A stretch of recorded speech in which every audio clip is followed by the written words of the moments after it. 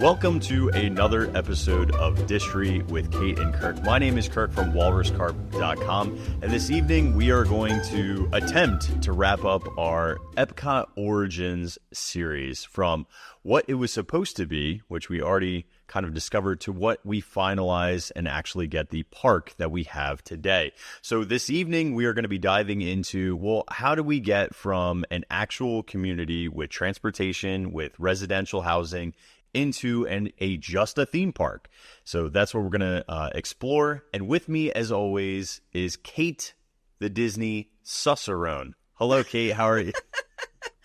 Okay. Hi. Yeah.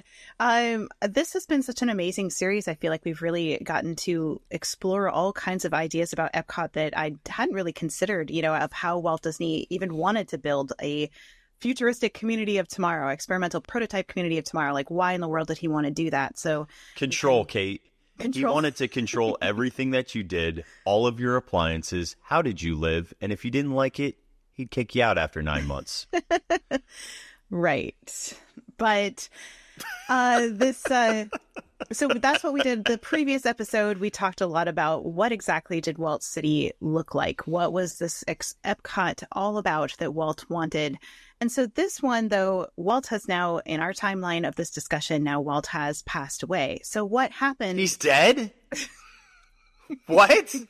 I'm so sorry. Spoiler alert. Oh my God, dude. Jeez. Okay. All right. Thank God I was sitting down. So at this point, sorry, Kirk, Walt has now passed away. So, what is going on with the Florida project? What is going on with Epcot? How does this, what happened to get us to where we are today? So that is what our discussion is going to be about for this episode. I have just a couple of notes of kind of like what happened in this transition period about them deciding to move forward in completing the Florida project, which is known now as Walt Disney World. So Roy, his brother Roy, deferred his retirement to make sure he could accomplish Walt's dream. He was ready to just kick his heels up and just be done with working. But he realized that he couldn't not let this happen because it was so important to his brother Walt. So after Walt passed, he said, we're going to finish this project and we're going to do it just the way Walt wanted it. Don't you ever forget it. I want every one of you to do just exactly what you were going to do when Walt was alive. They had considered calling the Florida project Disneyland 2. Can you imagine? Disneyland 2. Headed off to Disneyland 2. Disneyland, the sequel. Coming to Orlando, Florida this year. Disneyland 2. Or Disneyland East. Disneyland East. You've been west, but now come across the country to Disneyland in Florida. So, sorry, I didn't get to use my trailer voice in a long time, so you got me excited. Yeah. So Roy insisted, though, it be called Walt Disney World, not Disney World, but rather Walt Disney World, because he wanted to make sure his brother was remembered for his legacy. And I do have this really fun quote that this reporter said to Roy on opening day of Walt Disney World. He said, "This must be a bittersweet day for you. It's really sad that Walt never got to see Disney World." And Roy responded, "If Walt didn't see it, we wouldn't be standing in it." Which I thought that's true. Yeah. That's true. This Walt really did have a picture of it in his mind.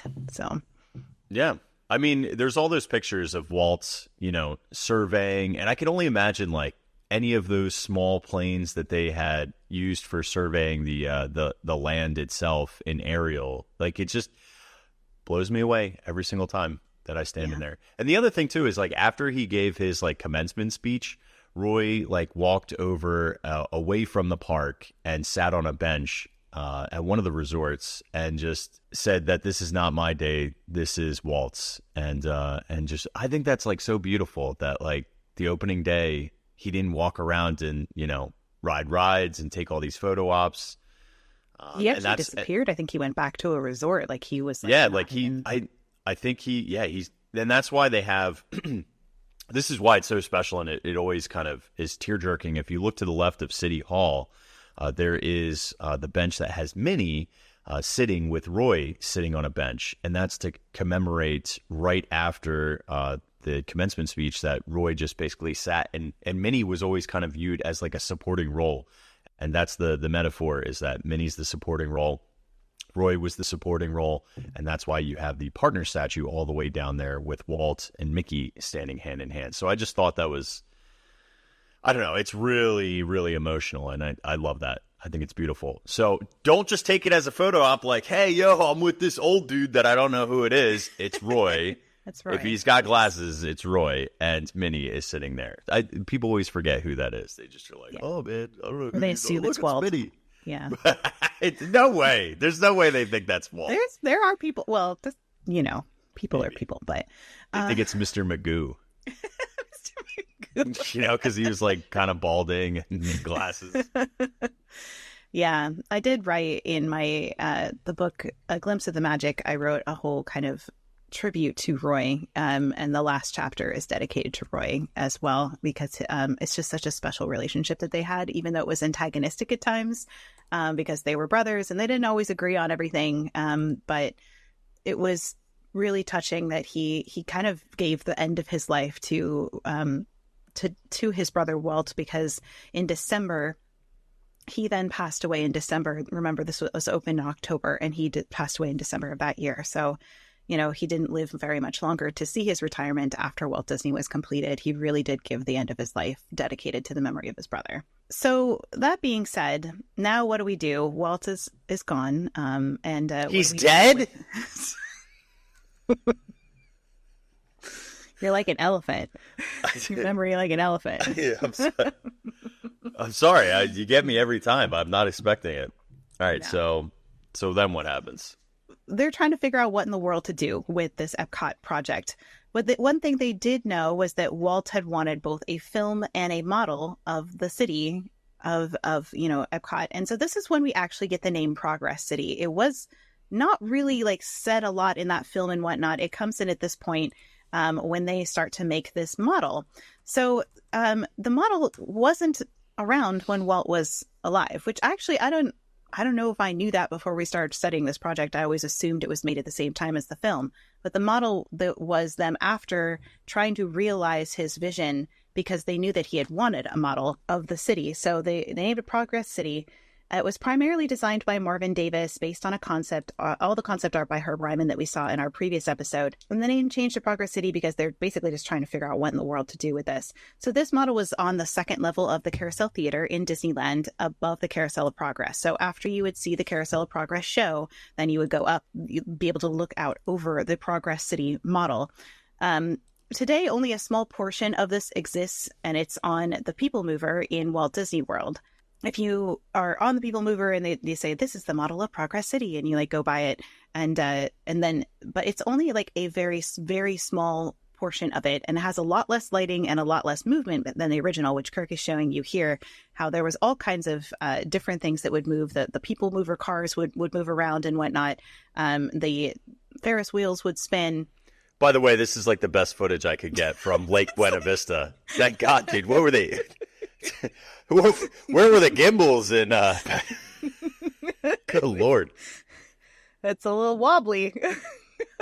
Has me with a ceiling for a while. The model was in Disneyland. How did it get to Florida? Well, GE, who is the sponsor of Carousel of Progress, wanted to move to Florida because they basically just wanted more eyes on their products. That's the long and short of it, because Disneyland was mostly locals and Disney World is all the people that come from out of state and visit. So they would get more people to see their appliances if it was in Florida. Wow, that footage is something. I'm going to pause the footage as it looks like the person taking it tripped and then is on the ground on their back, and we are looking at the ceiling tiles. Now that's what I call progress. Anyway, so GE decided to forego the post-show area when they made the move of the Carousel Progress from Disneyland to Florida. And that's why they're like, what in the world do we do with this model? Because now we only have this John Hench design, a one-story building for the Carousel of Progress, and there's no upper section to put it in.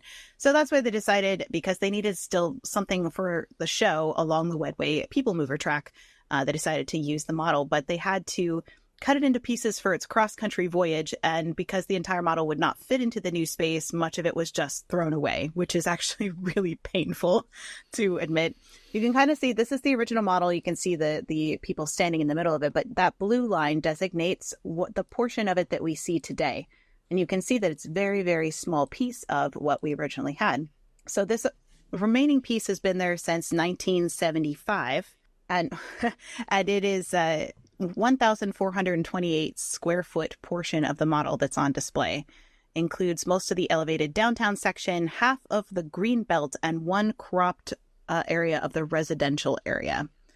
So definitely not as much as we used to have. What's fun in this model, too, is it shows in the dead center those 4 domed, like they're really illuminated. Those were, again, we had talked about how this origin of the Disney bubble and controlling the weather, and that's where originally you were going to have all of those international zones where you could visit. Well, those were the original bubbles, and you can see that right there. Disney controls the weather. They sure do, don't they? The fish. This is kind of some views from the catwalk looking down on the model above the people mover, which is kind of a fun sight to see. But it definitely needs some catwalk? Restoration work on the catwalk. Did they do their little thing up there? I guess so. I mean, I would imagine.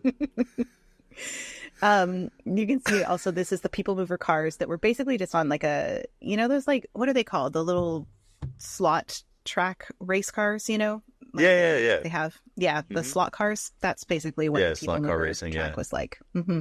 I also have a little bit of footage of them actually physically building it. It gives you kind of a good indicator of how big this thing really is. And there's the little slot cars. And that's so fun. Cool. Yeah, that's underneath.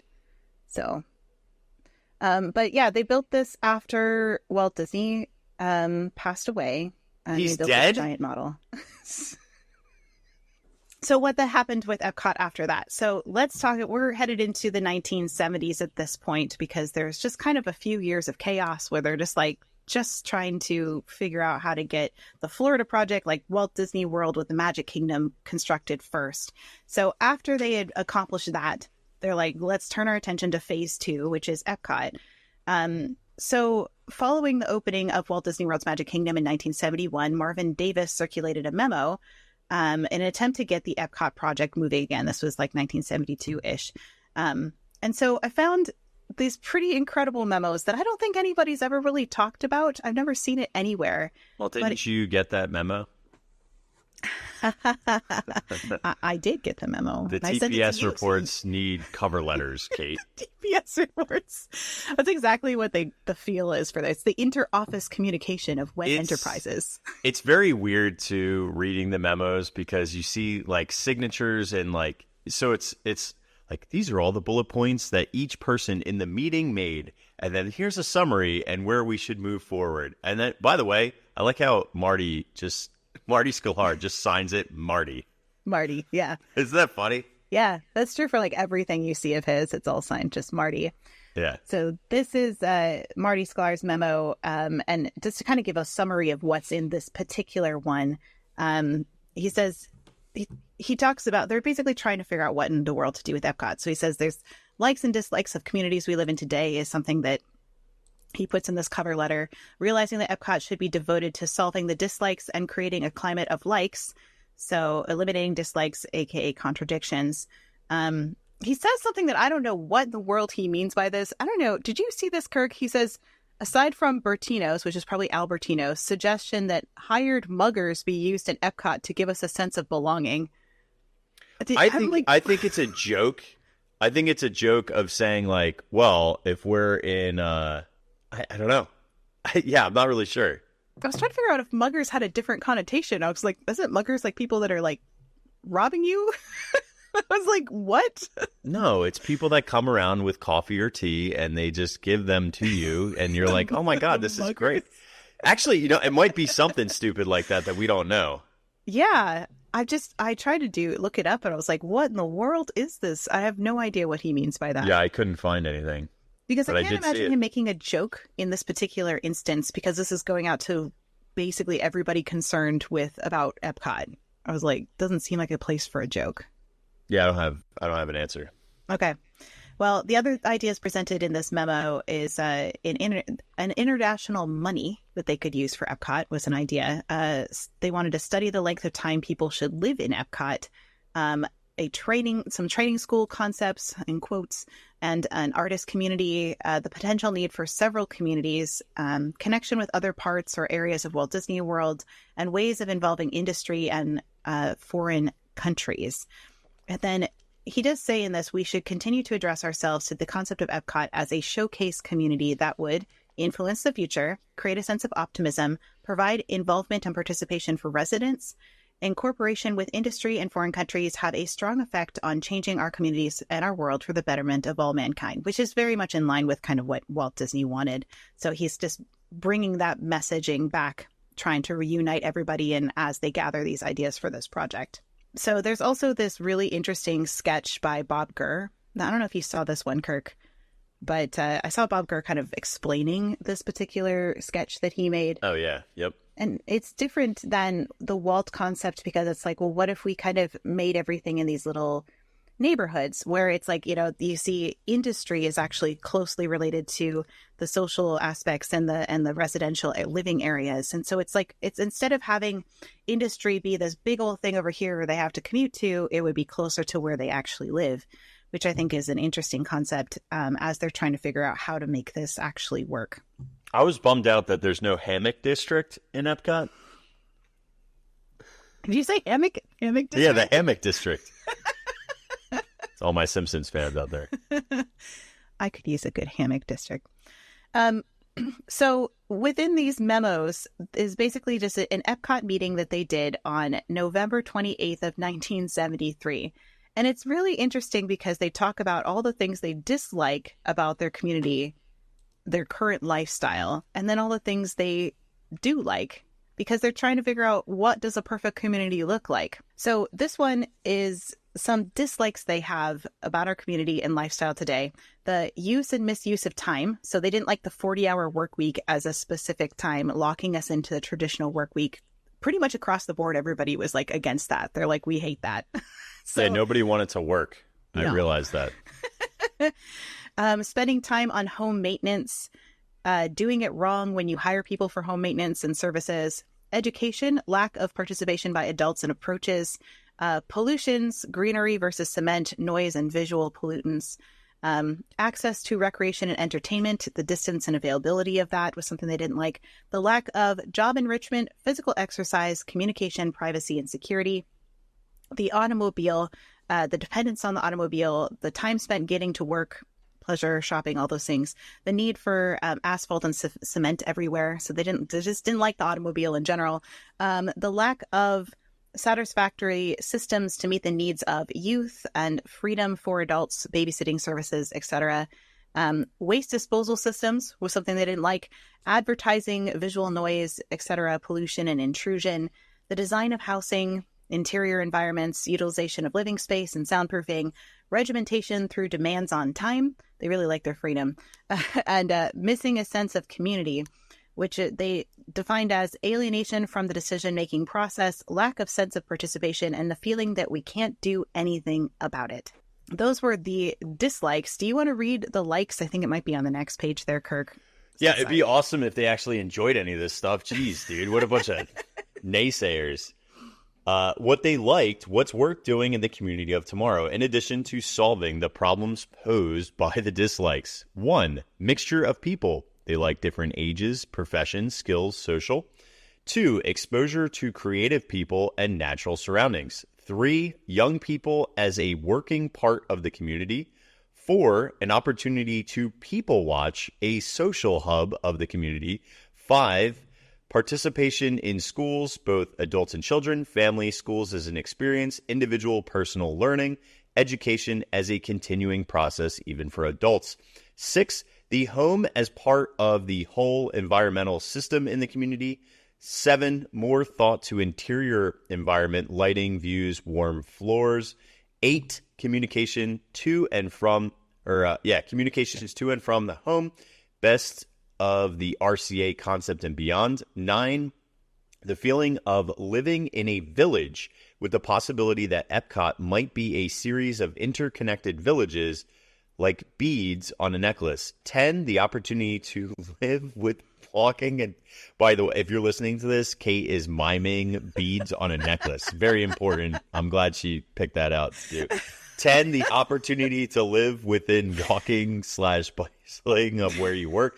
11, a sense of community, optimism, participation, influence, vitality, and affect. Yeah. So it's interesting that, you know, a lot of these things, that the overall themes seem to be transportation, education, involving people in work and creative endeavors. Those seem to be kind of the common threads between what they like and dislike, the things that they wanted to focus on in this community of tomorrow. Yeah, it seems like family, being able to create your own schedules, a constant continual learning process amongst everyone with open communication and a diverse demographic was all super important. And with every house comes a free pair of binoculars to creepily watch everyone. People watch. I love how people watch was that important to write in the list of likes. Very important. Yeah. So the interesting they didn't have the Jersey Shore back then, so they didn't have as much to watch. Reality TV back then, so they just had real reality. So make your own reality TV. Mm-hmm.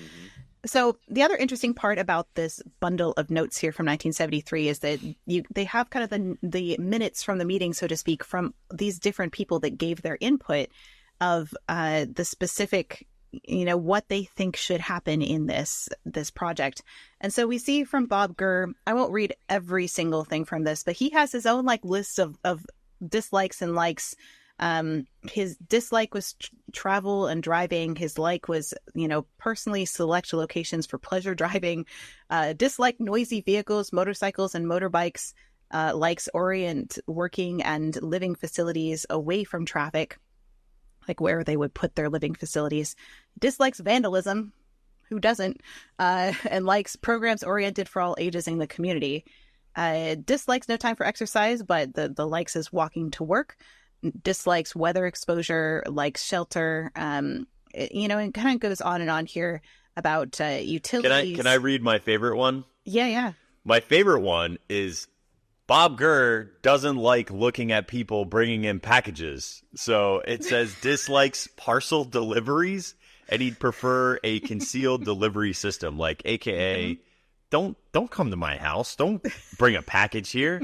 Put it in the chute and launch it into my house. I don't want to see you. I just want it in my house. He has something against his UPS driver. You know, he's like, no, thank you. He lost one thing. I do like the last one on his list. He says he dislikes permanent residents, provide Epcot community living exposure to only a few families, and he likes periodic changeover of residents. So do you think he would have to move? Changeover. No, they had those residents on the outer bands, right? That's what I'm saying. Like, it's not fair. It's like he's like, listen, you got to go, but I'm staying put. Like, it's just. I don't even think he lived there. I think he went back to California. So that's true. He's like, I don't have to move, but yeah, I don't sure really they care. move. Do whatever they want. You know, I'll be on the Autopia doing whatever. But it is interesting as we go through these. It's so fascinating to see how they view it from their specific, you know, what they were good at, what they did at WED. You know, so Bob Gurr designed all these, you know, cars and engines and things that move. And so a lot of his perspective is a lot of, you know, engine related kinds of things that, you know, things with motors and whatnot, driving, travel, although vandalism, you know, maybe he had his car broken into. I don't know. But so I want to just read a couple of these because they're really interesting to get the perspective of some of these designers and what they were thinking as they're all debating how in the world do we move Epcot forward. So Claude Coates, who we've talked about a lot in this Snow White series, he said he spoke from graphic presentation, transportation from Epcot to a satellite area. These are the things that were important to him that he was bringing up. Develop Disney corporate wedge within Epcot. So having Disney have a corporate area within Epcot. Promote better energy systems. Consider including new energy system in GE fourth. I think it's account is what that is. And develop a think tank area groups to be assembled through PR work. Encourage highly technically qualified experts from industry to develop their ideas, include graduate students and peoples from other countries. So I love this because he's such a mentor by heart, at heart, that he's like, say, let's involve these graduate students and people that are like, you know, like let's mentor people in this place. Such a fun thing to see. Marvin Davis, he wanted center activity. So he wanted to create an international center. That was what was important to him. He wanted to develop a program or system to cover various lengths of stay for families. For example, families staying 2 weeks have an entirely different set of problems as opposed to families staying 2 months, 4 months, a year, etc. So it's like, seems like he wanted like different timelines for families to stay there, which is kind of interesting. Yeah. Yeah. How do you select who's staying where and when, and who would want to commit to certain leases and timelines? It's just really strange way to think about moving and living, because most people don't live or move like that. They rent or they own, and they stick around for at least a couple of years. Nobody likes moving. Right. And it seems to me like, as I'm kind of synthesizing these notes and these documents, it seems like they were leaning towards having more pods of places for people to live. Like they're saying, the like beads on a necklace. It's like maybe they would split them up by like, this pod is like a 1 month pod where they only live there for that amount of time, and this one is every 4 months. You know, maybe they have like cycles depending on it's so disjointed. Like, because I think most people, especially with families, like one of the busiest times is June, July, August, September for people moving, because the kids are starting their new school year. So like, I don't know how you fit actual residents that are only there on such a short term. It still doesn't make any sense to me how anybody would want to do this. Yeah, no, I agree. But that it's interesting to just watch their brainstorming process. Right. I'm trying to put myself into their shoes. It's really hard for me as a parent and as a homeowner, like to try to figure out like, I don't know how I would do this. Yeah, families is more difficult when you have kids involved, but they do have, it's in like if they have schools there, but then if they're only there for a month, like what? That like what are you just constantly orienting? Like, I mean, I could see if everyone had the same move-in date, but people don't work like that. Do you know what I mean? Right. Like it's just it's crazy. It's crazy. Some other notes from Marvin Davis. He said density of residential area required to support proposed businesses in the area. So he's thinking about how many people really need to live here to support the businesses that are here. And then psychological, sociological, and political program be established as a part of design criteria. So he wanted it to be like, let's include all of these different aspects of living here. It's like very early Big Brother. It's like a study the people that are living here and have that be as kind of like part of this experiment that we're doing. So very interesting. Come to the Hall of Justice. Everything will be fine. Bob Baldwin said, housing for the basic family unit, houses normally poorly designed and built, would like to see great improvement and would like a view from the houses. So he was all about the view. Also improved communications, would like to see TV used for more than just showing old movies. For example, means of improved communications, video, telephone, family activities, etc. And also improved and extended entertainment. So his thing was like entertainment and like better design of the houses. There's one thing that's salient to me out of that too is video telephone. That's like, he's talking about like FaceTime way before, Demolition Man, Yeah. Yeah. Like way, way crazy. I remember, when I was a kid, this was in the 90s, Sandra Bullock was in a movie called The Net. And in the beginning parts of that film, she orders a pizza online. And I'm like, you can do that? like this was the infancy of the internet, which was already pretty fantastic. Like this is like dial-up internet. I remember when at home, like the first high-speed fiber came in, I was like so excited for cable internet because I'm like, oh my God, it's not 14.4, 28.8, 56K. Like this thing is fast, and you could just, it was so exciting. And I think about those like blips in time, and this is so forward thinking, that people would do video conferencing.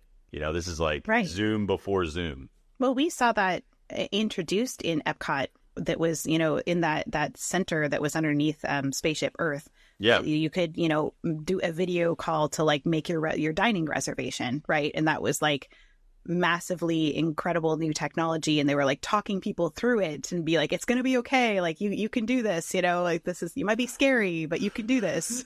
There's somebody there looking at me. But that's, they did incorporate that idea later. So it's really interesting to see this so early on in the 70s that they were Dude, talking honestly, about that this. really hasn't changed that much. Anytime somebody FaceTimes me and I'm not ready, like this is me, like on the couch, just like a slob, and it's like FaceTime for mom. You're like, oh god, and you have to like dust the crumbs off, and like I just don't answer. Like, no. Oh, hey, yeah, no. I was busy. You're right. Yeah, what's going on with you? How are you? Yeah, Dust the crumbs off. It's good to see you. It's got Dorito dust all over you.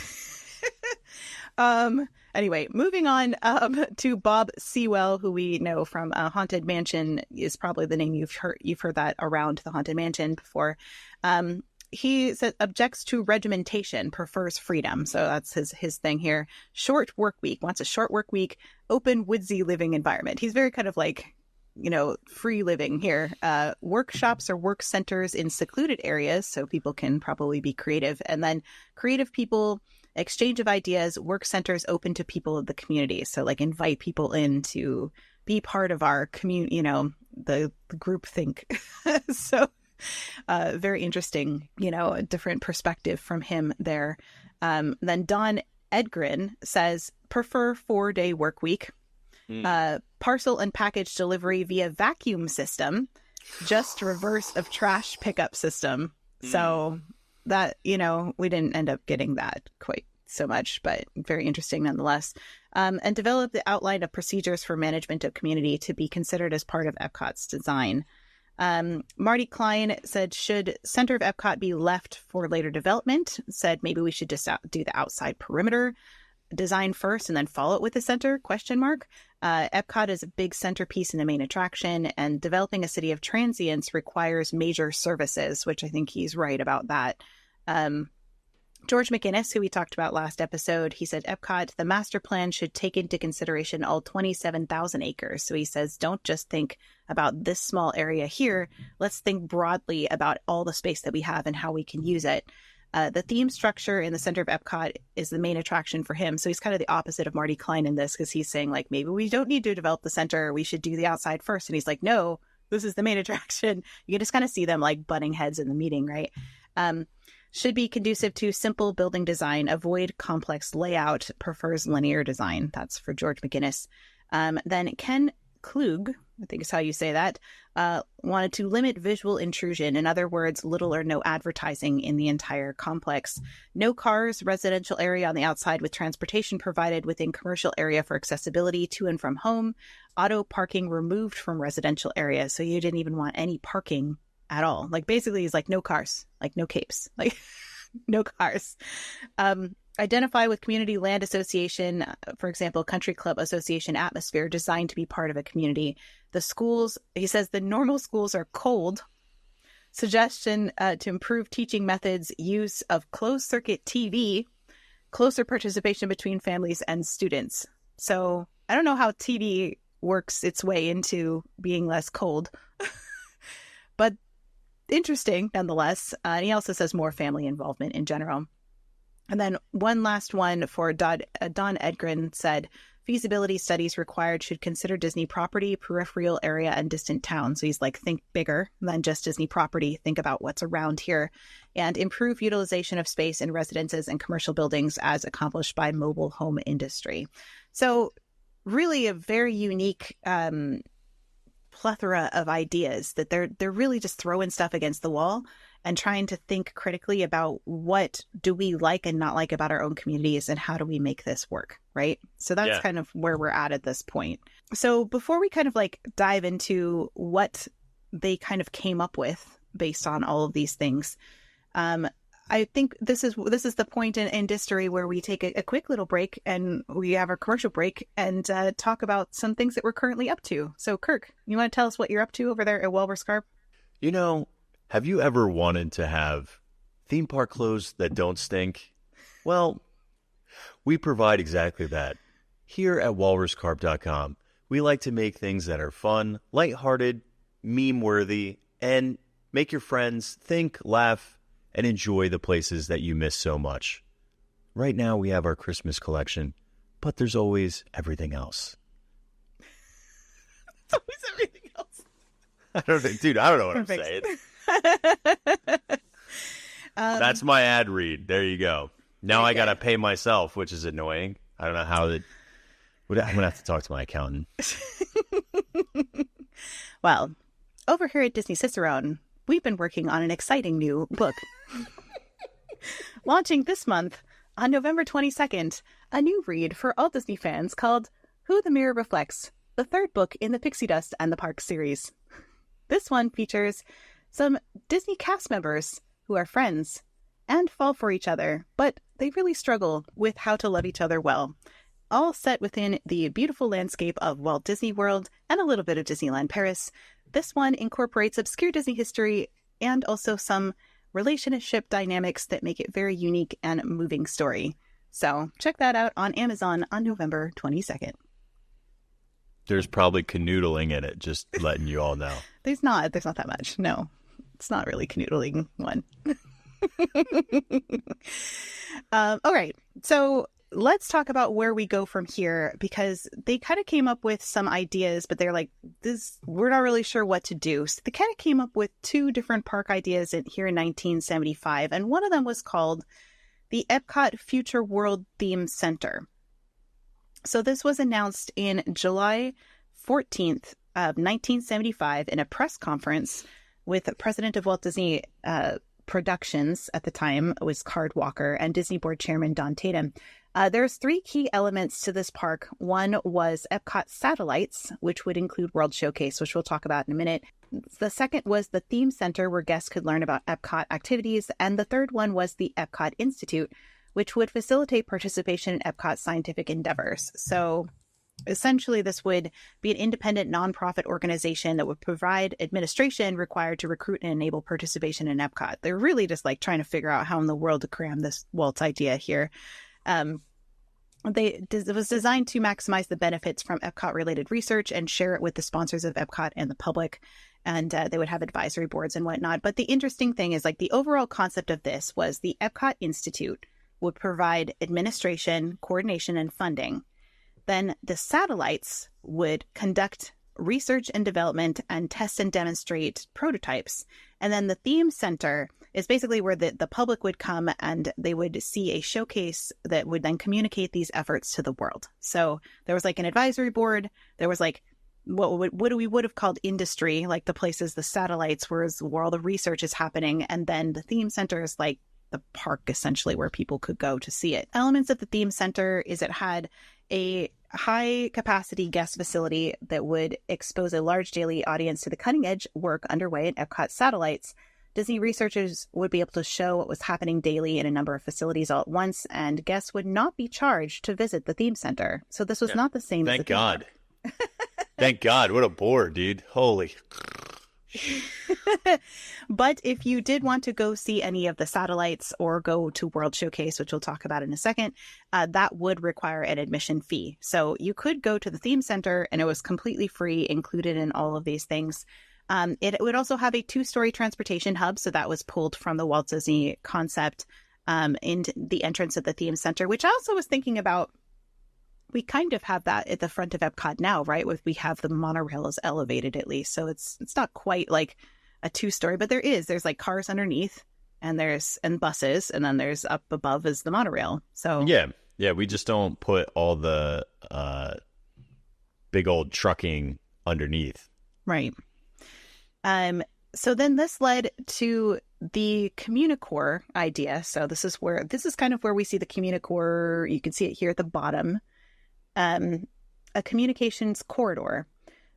So this is a main street of the future. According to the company records, the visitor would be exposed to a series of entertaining and instructive information experiences and communication techniques designed to introduce and demonstrate new systems of information gathering, processing, and disseminating. Communicore is also the focal point for visitor orientation to Epcot and the Epcot Information Network that would reach out to homes and offices around the world. So Communicore was like very, very important to this. But you can see how this branches to 3 different places. One is community to the left, communications and the arts to the right, and science and technology straight ahead. And then, of course, there's the center, which is the computer center, and the World City model and the information plaza. You can see there in the center as well. Did you have stuff you want to say about this? I didn't mean to. No, you're good. No, yeah, because it's like Future World's so interesting because it's all completely, or this Epcot Center space is just, it's so far removed from something that's practical. Like when I look at this map and I see all these satellites of industry, who's coming to this? Do you know what I mean? Like, who wants to visit anything that they were building for this? Like, there weren't attractions. It was like people are used to Disneyland, and now they're somewhat used to the Magic Kingdom here in Disneyland 2, aka Disneyland East. So I don't see how any of this is feasible. Yeah, I think you're right. And I think this was just them trying to figure out a way to make Walt's plan still happen to some degree. And this was like the best they could come up with. Yeah. I think it's like trying to cram his plan into like something else. So the plans from April of 1976 estimated a 1980 opening date for this World Showcase and Epcot Theme Center.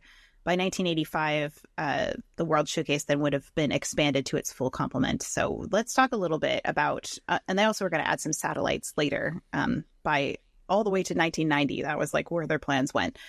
But let's talk a little bit about World Showcase because it's not exactly the same as it was as we know it today. Yeah, the World Showcase, if you look over here on this map where the mouse is, that's the Magic Kingdom Toll Plaza. This is the Magic Kingdom parking lot. There's the Seven Seas Lagoon. Magic Kingdom's up here at the top.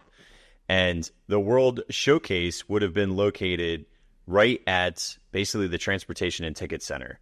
So I know that's so strange to hear because you're so used to it being at Epcot. And the only way that this kind of has a connection point is because of the monorail system. But this was a completely separate attraction, the World Showcase. Mm-hmm.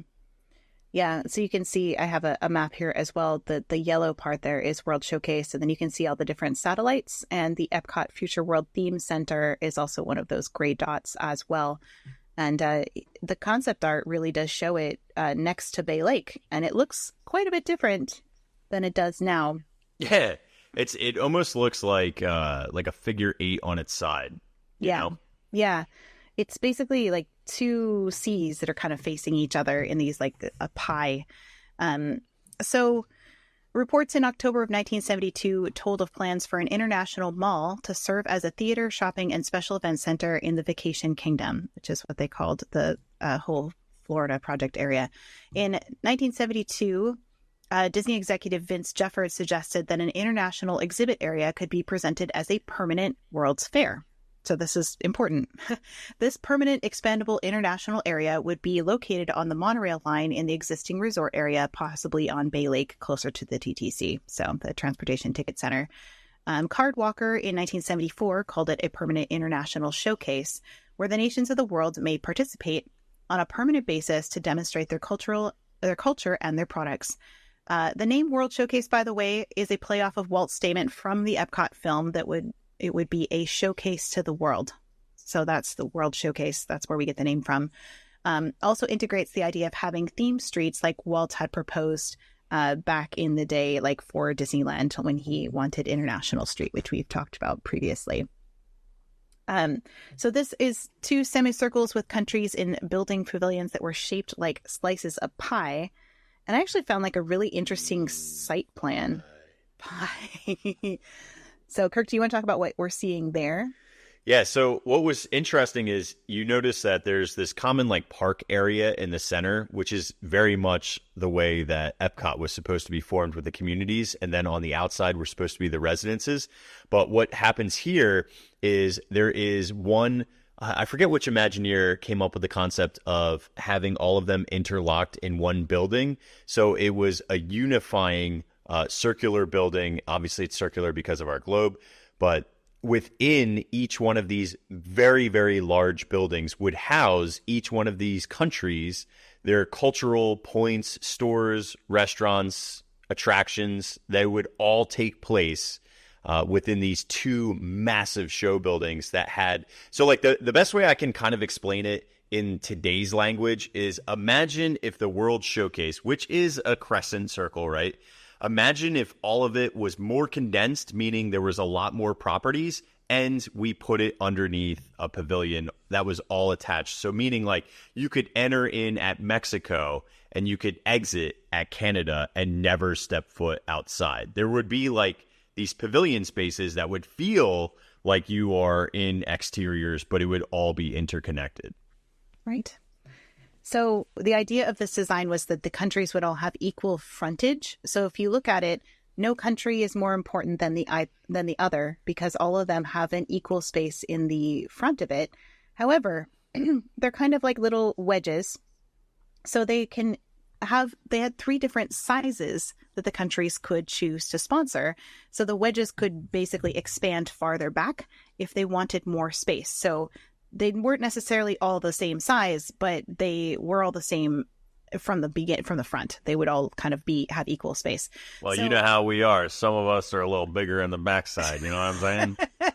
I know I got that problem. You feel me? Okay. So that's important. You know what though? In all joking aside, it's important to talk about like the sizing of the pavilions because this is where the World Showcase really starts to fall apart. And I'll explain that in a little bit. But there's a problem with the amount of countries that they want and the amount of dollars that it would be required. And of course, the buy-in and sponsorship for these multiple sizing pie wedges. Yes.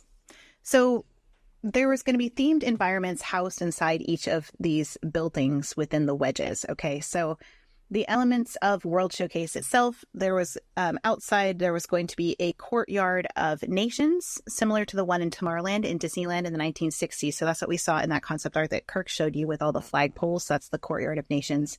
They had an observation tower, which looks an awful lot like the 1964 World's Fair, kind of like the UFOs looking buildings. A huge amphitheater and theater, transportation center. The Wedway People Mover would actually go around the entire part of it. So if you can see here on this one, do you see that red line going all the way around? That is the Wedway People Mover transportation.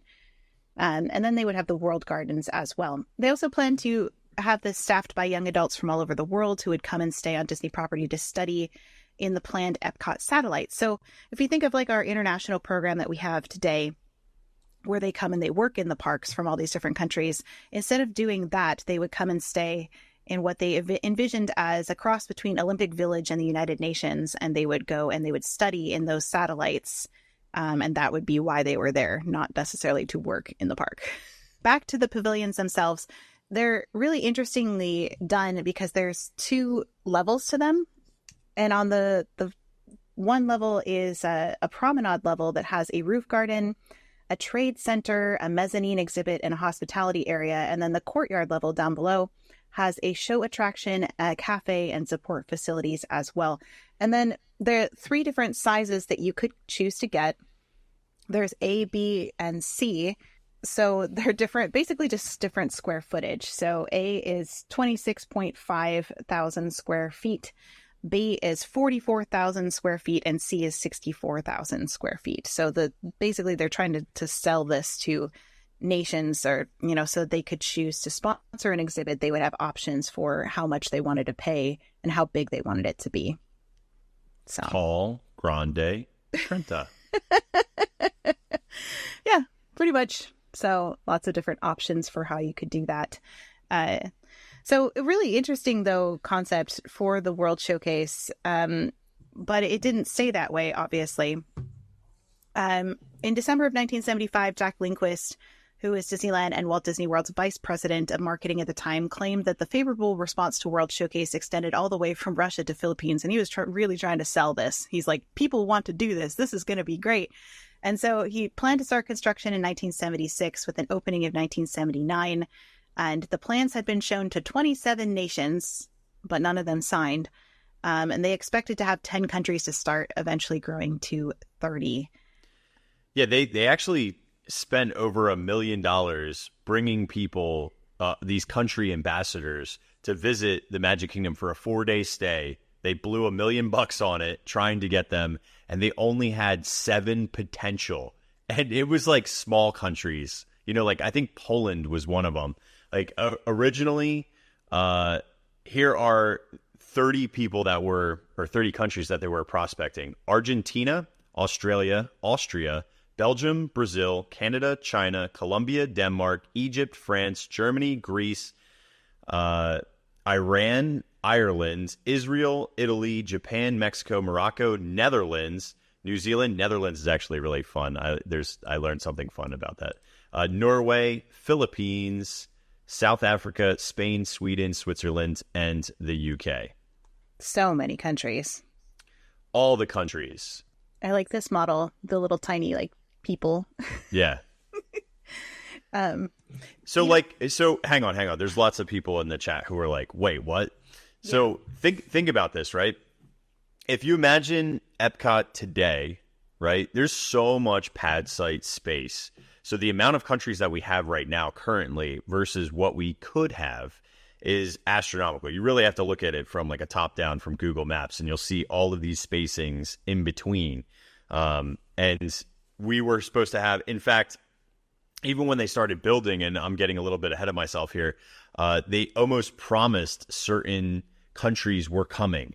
So Israel was on the way, and Spain was on the way, and Equatorial Africa was on the way, even though we never got any of these. So it's just kind of interesting. I agree. We should get more countries because I think it would be fantastic.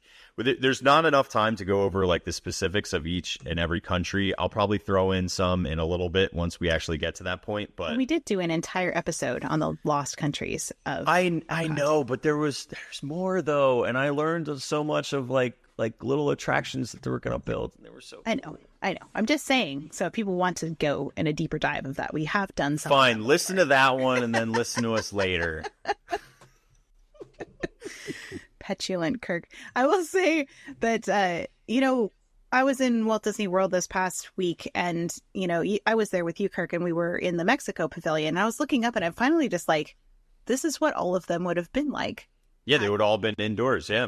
Indoors. And so, they do have some concept art of what they look like. Like, this one was this Venezuela one. The Venezuela one, which is crazy to me, was the most developed. So they had the most concept art for Venezuela, and it had a sky gondola inside. It was insane. Crazy. I know.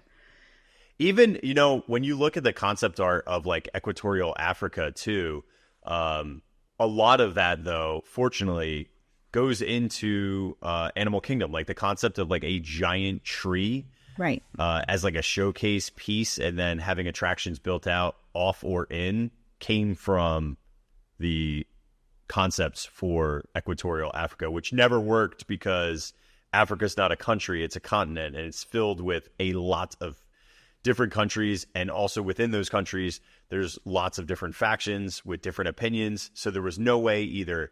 The biggest problem, financing, and then the second is cultural / political differences amongst these groups. Like who's going to be the quintessential keystone of Equatorial Africa, and there was never a country that fit that bill. Right. But we did get the Tree of Life from it, so it was a fun thing. We certainly did. Have a lot of those things carry over. Yeah. Okay. As much as I would love to park there, we got a little bit more to go here because we haven't made it to our current. We need to build Epcot. Build it.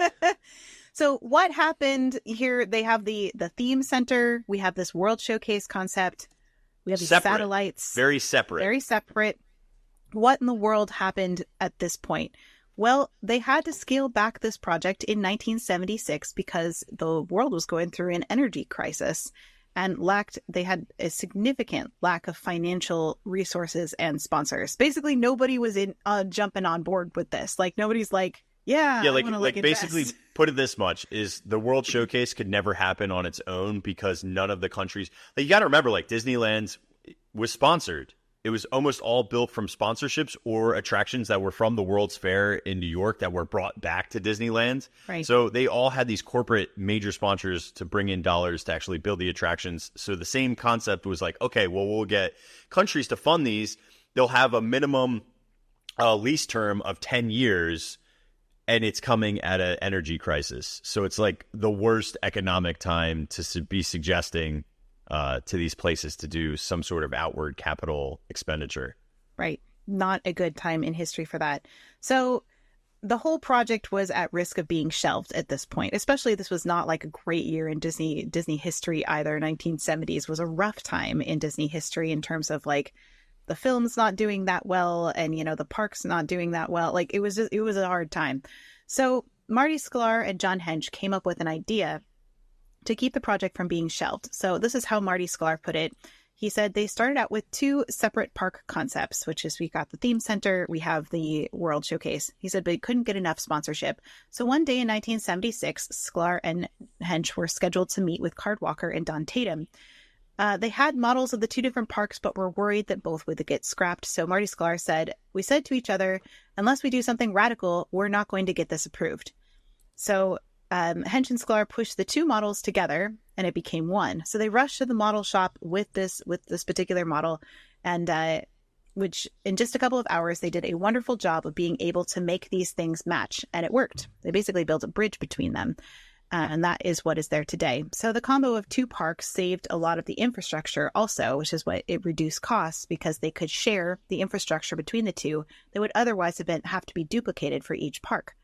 So this, you can see here, John Hench is there in the center, and you can see the model that is down below. John Hench, by the way, wanted the two parks to remain separate, and he wanted there to be a monorail in between the two parks so that you could access both really easily. And so he was a little bit frustrated that never happened. The original plan you can see in this particular model that I'm showing here is a little bit different than what we have today, because if you look at the bottom, you're actually entering through the World Showcase, because they're going to have a sort of international Main Street USA as your main entrance to the park. They had this wishbone-shaped complex of modular buildings surrounding a central plaza, just like we did back up near the TTC, right? So we still don't have the World Showcase like we know it to be, like what Kirk is showing you on the other side. Well, even this one's jacked because right here, you notice there is America is now located in the back, because this model had that America pavilion up in the front to be like welcoming and bringing people in. Right. The American Adventure was considered the host pavilion for the World Showcase. And so you would go see the American Adventure production, the attraction there, before you would go and explore the world. And so there's a whole story behind that we can get into in just a bit, but you would actually be able to walk underneath that building. It was elevated on like stilts, which is interesting. The interesting part of this is the World Showcase at this point was going to have performance areas and gardens, a Tower of the Four Winds sculpture, which I'm like, I haven't seen anything about that anywhere, because that was in the 1964 World's Fair. There was a Tower of the Four Winds, but I don't think that's what they were talking about here, because that was long gone by this point. But then the attractions planned for the international pavilions, there was a Rhine River cruise through Germany. This is where we see the cable car ride past the Venezuelan waterfalls. The Omni Mover trip through Japanese gardens. Canada, okay, Kirk, buckle up. Canada had a menu for a buffeteria that included cheddar cheese soup. Beer cheese soup. So that cheddar cheese soup has been around since before like World Showcase was really World Showcase. And then the Germany Pavilion also had a Munich beer hall atmosphere similar to today's beer garden. So then facing World Showcase in the back of the park at this point was Future World, which looked like this. And it had a large central lagoon that kind of like went between them with towering spires. And then the Epcot theme show was the intro to Epcot Center. So that's what we know as Spaceship Earth today. It was Man and His Spaceship Earth, and it was in a one-of-a-kind theater at that point. We didn't have the geodesic dome in this design. There were two major areas to Future World, east and west sides, that were connected to a communicore by two malls and featured pavilions devoted to related fields of study. So the east side had bioscience-related pavilions, oceanography, health, and food and agriculture. And the west side featured technology-based pavilions, so energy, transportation, and space. But you can kind of see like Epcot's starting to get formed here, right? Like this is starting to sound a little bit familiar. In 1977, that's when Imagineers flipped the positions of Future World and World Showcase. So in 1978, the combined layout was dubbed Epcot Center, known as Master Plan 5, which is closer to what Kirk is showing you here. This was known as a conceptual breakthrough for the project, made the park similar to what we have today. And it's where we start to see pavilions like the land, the seas, etc. And Spaceship Earth comes into play with now the geodesic dome, which becomes the dominant visual icon of the park as well. Interestingly, how in the world do we get this new World Showcase where it's no longer, inside, it's outside, right? Completely changed it. That's actually because of Harper Goff, who did a lot of he redesigned Epcot because he didn't like this kind of like two seas facing each other modernist design. He didn't like that. The problem is he said it like had no heart, right? So like if you looked at the architecture, it was all very square and similar. And he's like, the beauty of these countries is that they all have their own texture and flavor, and that should be what we see here. And then he did some of the architectural design concept art, and that's where we get really beautiful pavilions. And it's actually funny because that was disregarded as a good idea until a little bit later on. Yeah, so I love this because it's so sneaky. It's sneaky, dude. It is sneaky. What he did was he put all the concept art of the map of the idea of kind of walking around the world. He put it up behind his desk, and he didn't say anything to anybody. He just stuck it up there. And so every time somebody had to come in and talk to him, they saw this new concept of what World Showcase could be walking around this lagoon. And he didn't say anything. He just let it be there. And eventually people started to look at it and they're like, that's kind of an interesting idea.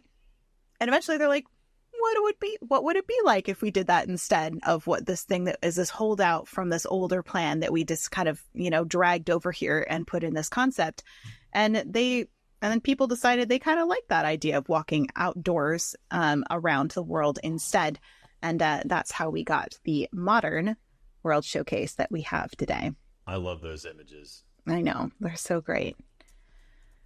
So in 1978, after they had another breakthrough after they had the Master Plan number 5, they had General Motors signed an agreement to sponsor a transportation pavilion in Future World, which gave a vote of confidence to all the other sponsors that like, oh, hey, maybe like this big place is investing in this. Maybe we could too. So then Exxon signed on in January 27th, the same month. And then Kraft and AT&T also were early sponsors as well. So all these big sponsors are now starting to come behind this project. And they're like, it's got legs under it. This thing's actually going to go, which is excellent. Well, it's one thing to go from like, we don't have rides, we don't have a park, we have all these satellite pods and people can just show up if they want to. It's like, why are we even building this? This makes no sense. Right. Where, okay, now it's a showcase, a ticketed, one substantial park. But again, I still will argue this to this day.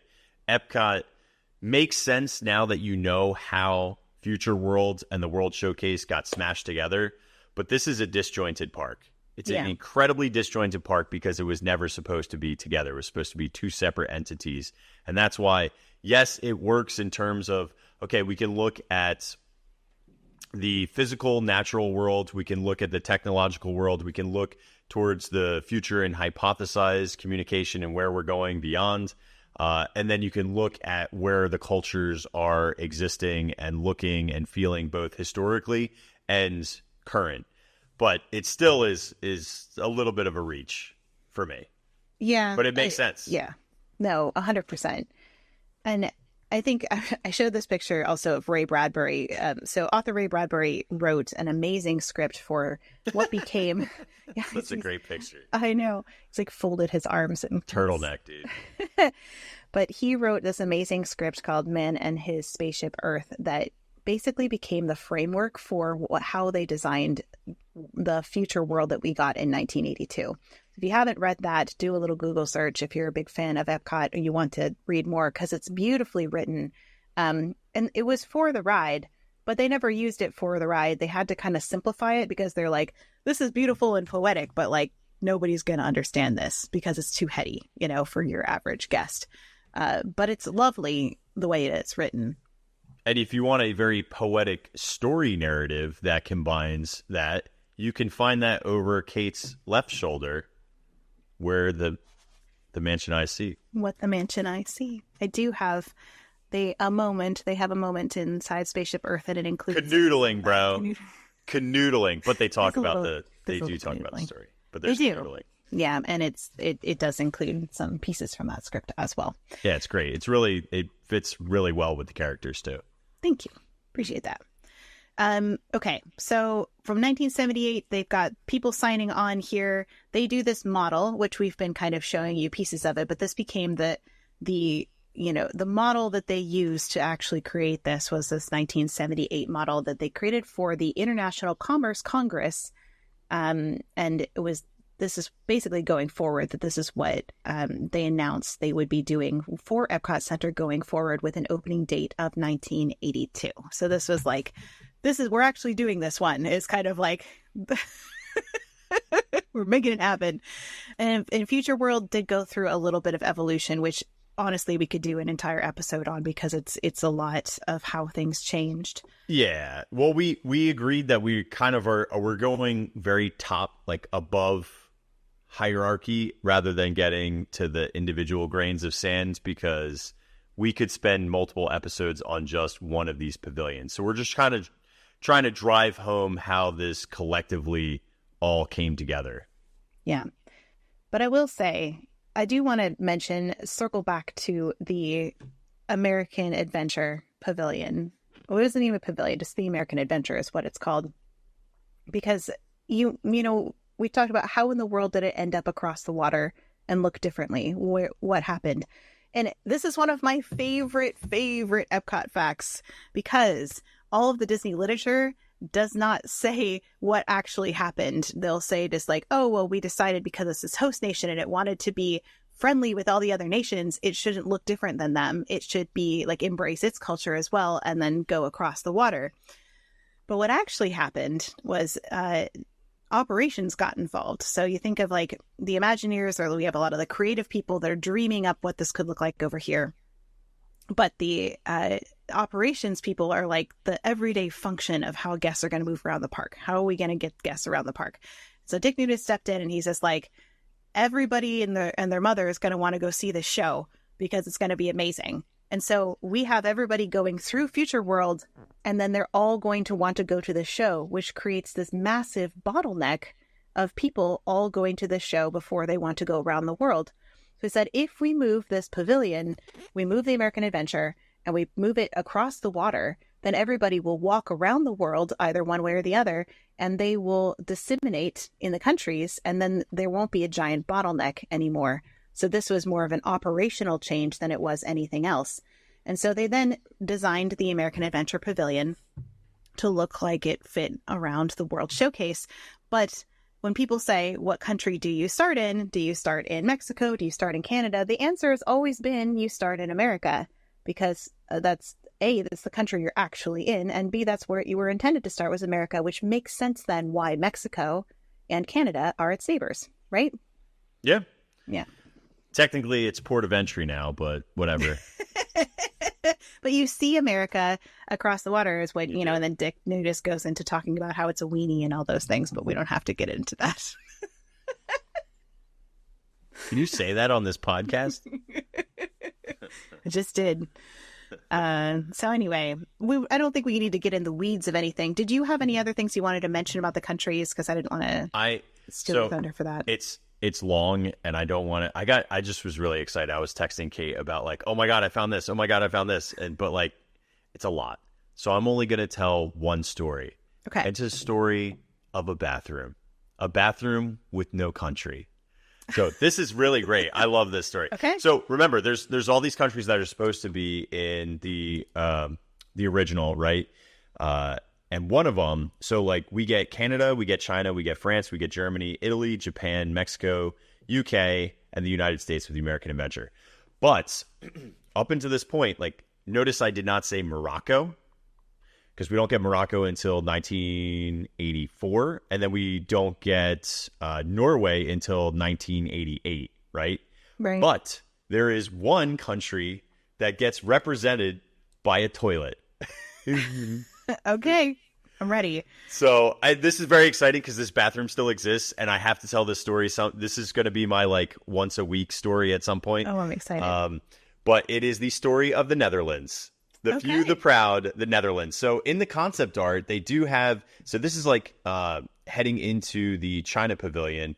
But right here is the Netherlands, which was planned to have their own entire pavilion. And it technically was going to be like Scandinavian. So it was going to encompass all of those countries in that pavilion. So yes, Norway would have been a sponsor of that. Denmark would have been there, right? But they do have to build a bathroom. And so there's like little cute little Netherlands bathroom that was just like out on its own, doing nothing. Did they actually build it? So they built it. They call them the lost Danish potties of the World Showcase. What? Yep. I've never heard of that. Now here's the best part. Do you know where these toilets are today? Where? They exist still. Where? Okay, where?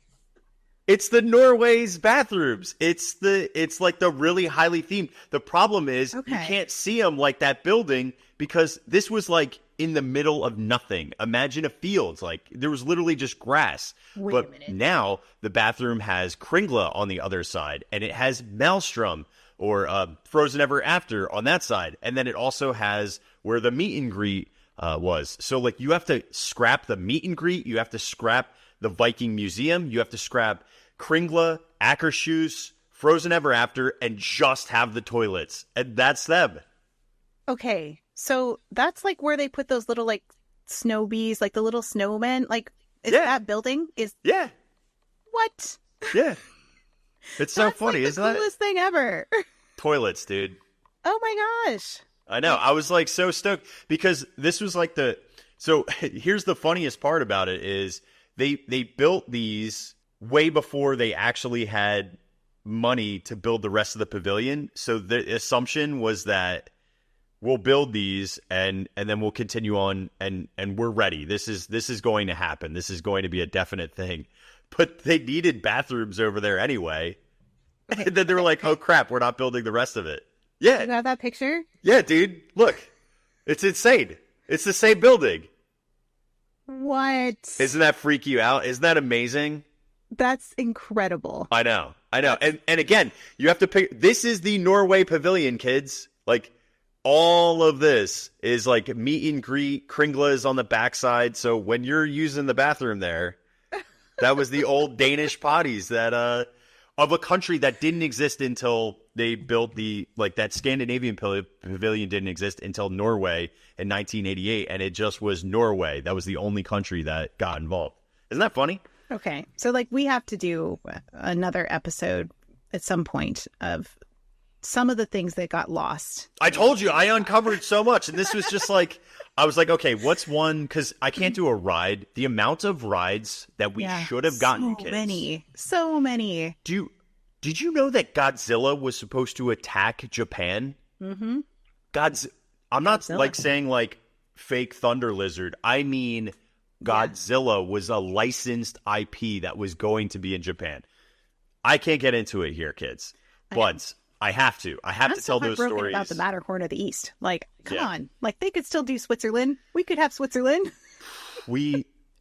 Every attraction that if we would have gotten the amount of countries and the amount of rides, I would be hard pressed to say that Epcot is not the best park that we have in Walt Disney World. Yeah, it'd be very challenging for me to pick Magic Kingdom as number one. Yeah, if they had gotten all the things built. That's right. Yes. I agree. So wrapping this up a little bit, I have a couple of things from Marty Sklar talking about this final version of Epcot. Marty Sklar did joke at one point that they should call it Waltopia when they were trying to figure out what to call it, which I think is really funny.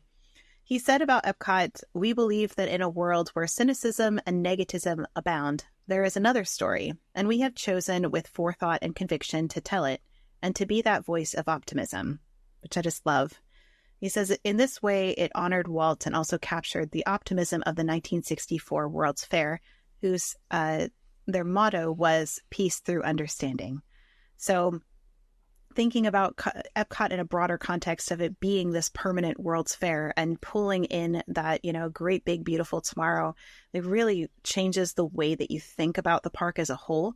Not only like it does unite the two pieces in that way, in that, we have this global understanding, and then we have with Future World, we have communication. So understanding interpersonal communication as well, and understanding. And so I love that there's kind of that overarching theme for all of Epcot that does harken back to Walt Disney, that 1964 World's Fair. And I love that they honored the 1964 World's Fair in the queue of Cosmic Rewind because of all of these things, which we can't get into here. That's a whole nother thing. But they did say the Epcot building code was to provide the flexibility that will encourage American industry through free enterprise to introduce, test, and demonstrate new ideas, materials, and systems emerging now and in the future from the creative centers of industry. And Marty Sklar said the entire underpinning of Walt Disney World was based on Epcot. So many of the things that Walt wanted to do, we did. We already were running a city in the Magic Kingdom. So it's like they didn't eliminate all of Walt's ideas. They just used them in a very different way. Some of them they didn't use. But stop looking at me like that, Kirk. This is very interpretive. Like, this is like looking at Picasso and pretending that I know what it means. But no, like you think about, trash systems and underground tunnels and all those. Yeah, there's definitely right. There's lots of elements. And again, no good idea gets thrown out in Imagineering. So lots of these concepts, although not in one fluid community, does get created in little parcel pieces and does impact not only the theme park space, but it does get utilized in other areas and even in communities. So I can't say that all of it was for nothing. It definitely had a lasting impact. And I feel like the biggest thing that Walt wanted out of Epcot really was to make a positive impact in the world and leave a lasting legacy. And I don't think anybody could argue that Walt Disney World is certainly not a lasting legacy and the most popular tourist location globally. Yeah, no, I would agree that I really do think that even though it wasn't exactly what he had planned, I think Walt knew from doing all these different projects that he had already done that these things evolve over time, and that I don't think he expected like this is exactly how it's going to be this way that we've plotted out. He knows that projects change and shift and grow and evolve as you do the creative process. That's what Disneyland did, right? Like we look at like Mickey Mouse Park to like the Disneyland that we got, very, very different concepts. And it wasn't like Walt was angry that it changed, like he understood that it needed to change over time. And I don't know how he would feel about, the fact that we lost a lot of the industry and a lot of the residential and a lot of those things. I imagine maybe he would be disappointed about those things. I don't know. But I think that they did as well as they could with what they had. They did a lot of things to honor Walt and his vision in what they eventually had for Epcot. Ditto. So that being said, I feel like that's probably where we pause this conversation about Epcot, and eventually we'll do some more episodes on some of these lost concepts. Yeah, I think that's the overarching, right, is that we refuse to stop talking about Epcot, but in this concept and development and overarching plan of what Walt conceptualized to what we finally got, I think we can conclude that story and then get into the nitty-gritty of all the individual pieces at some point. But this is gonna be it for this Epcot series, and we're gonna move on. Yes. And so what we'll be moving on to is since Thanksgiving is upon us here, we usually do some sort of thankful episode every year here at Distory. And I believe that Kirk and I were chatting about potentially doing something to do with some food stories in Disney history. So we'll see what comes of that. But in any case, we'll bring you some things that we are thankful for on our next episode of Distory. But here as we wrap up, Kirk, do you have any final thoughts before we end this particular series? He's dead? I can't believe you didn't tell me before we started. I'm so sorry. Major fail. No, but I'm definitely, I think if nothing else, I think we can all have a greater appreciation for what Epcot is, the meaning behind it, and the heart behind it, that they really did want to honor Walt's vision. And so I'm really grateful that we got to dig into this more and really kind of figure out what in the world this all came from and how it came to be as it is today. I'm glad we got a theme park and not a community. Yeah, me too. All right. Well, thank you, everybody, for joining us for this episode of Distory. We hope you enjoyed this series talking about the evolution of Epcot. And next time, we'll be talking about a few things that we're thankful for here as we wind down 2024. We appreciate you guys being with us, and we'll see you next time on Distory. Bye. Bye, everybody.